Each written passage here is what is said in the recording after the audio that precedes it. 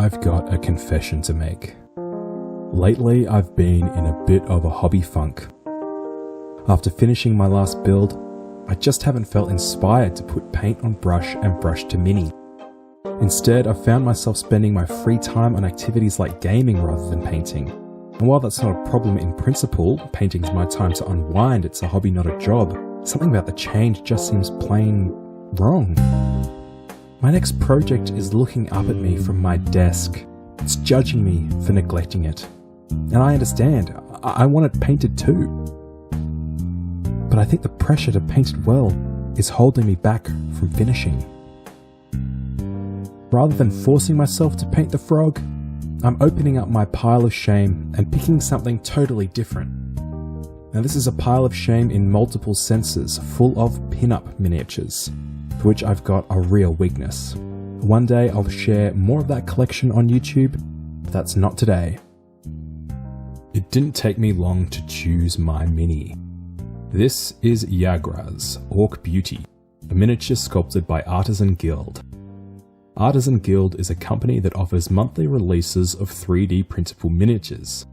I don't have a 3D printer, so had mine printed by an Etsy shop called Datamancer. Now I had a ton of different colours out on my desk already, but I put most of them away and decided to start with a relatively limited palette.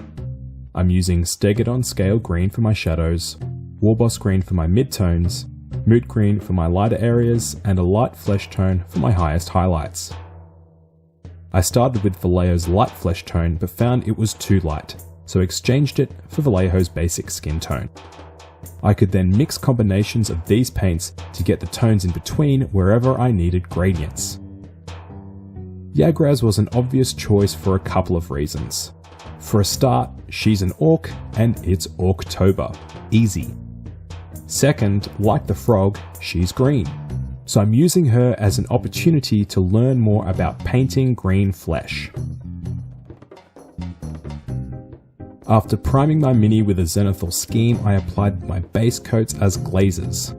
Since Vallejo's glaze medium slows the paint's drying time, I could also do a little bit of wet blending to sketch some of the basic value and hue transitions across the mini.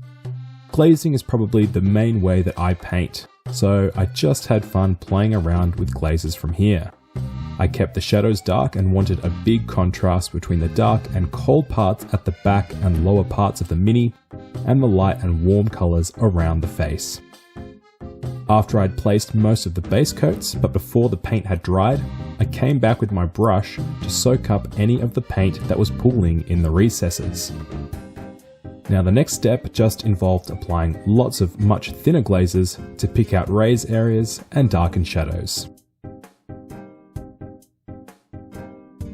When it came time to pick a colour for her hair, I pulled out the trusty colour wheel.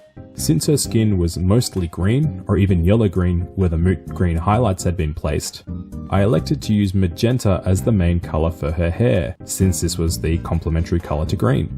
And I darkened it down with Nagaroth Night and Stegadon Scale Green where it seemed appropriate.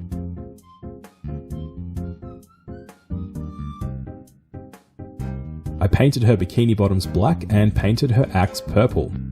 For the handle, I mixed the magenta with the green to create a brown from the colours I already had on my palette. Although I didn't want to introduce too many new colours, I decided to experiment with some non-metallic metal gold on her earrings and bracelets. I had this set from Green Stuff World that I'm eager to try more. It comes with 6 colours, ranging from warm browns through to ochre, yellow and ivory. When I'm doing small fine work like this, I generally skip the glaze medium and just work with water mixed with flow aid. The last step was to bust out the magnifiers and spend some more time on the really little details, and especially her face.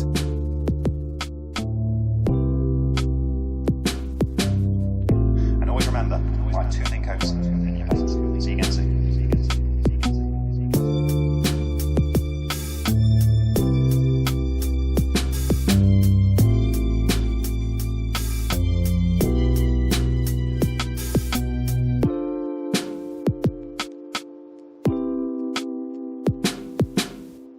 Always remember, write 2 thin coats.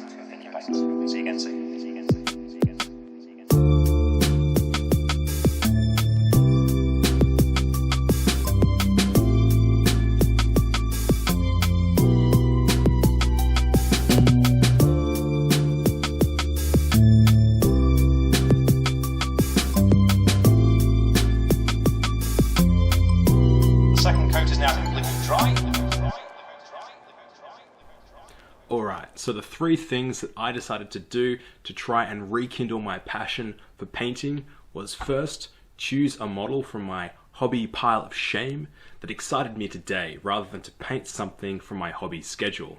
Number two, I tried to use fewer paints than I usually use. And number three, I decided to focus on color and contrast rather than perfectly smooth blends. If you've got other tips for how to reignite the hobby passion, I would love to hear them. Please leave them down in the comment section below. Thank you for sticking around until the end of the video. If you like the video, then like the video. If you want to see more, then subscribe. And you can follow my miniature painting journey on Instagram. The link is in the description box. Thank you very much. I'm the Good Dude. This is The Good Mood, and I will see you in the future.